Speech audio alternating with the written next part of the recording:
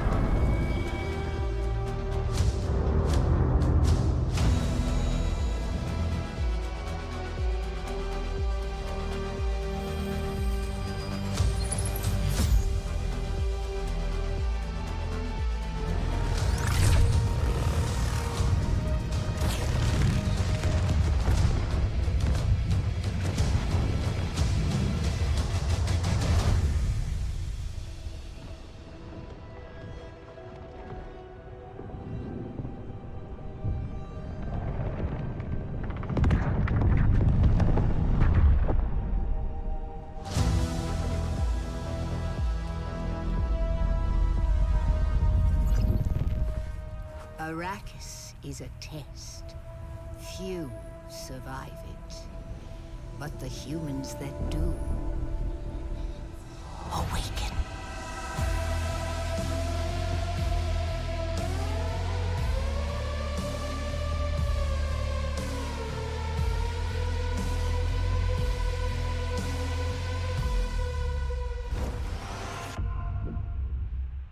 All right, so that was the trailer. So let's talk about this real quick. I mean, obviously, this screams out Unreal Engine 5. Looks like it was captured with Unreal Engine 5.2. I mean, some of these assets, that's definitely, most definitely a metahuman. I would bet $5 that they're using metahuman technologies here. The rocks, the formations, they're all really, I mean, I recognize some of these. They look like mega scans, Quixel, photo scan, nanite geometry, which is cool. Now, I know what you're thinking. It's looking like okay kind of graphics, but to me, this is going to be an open world MMO. I don't know how open world that is. That open world MMO has been thrown around so many times, so it's kind of hard to take them seriously until we actually see the final product.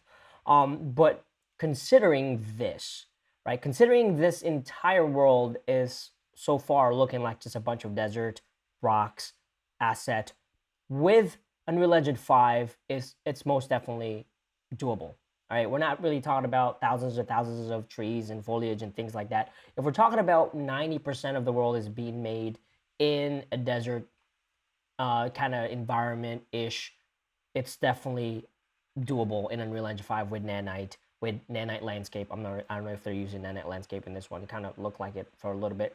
But yeah, I mean, this looks pretty interesting. I didn't read any of the books. I watched the first movie, which I thought was kind of boring. I'm trying to watch the second one, but it's very hard to find one in IMAX here, so I'm gonna have to wait a couple of months until it's available.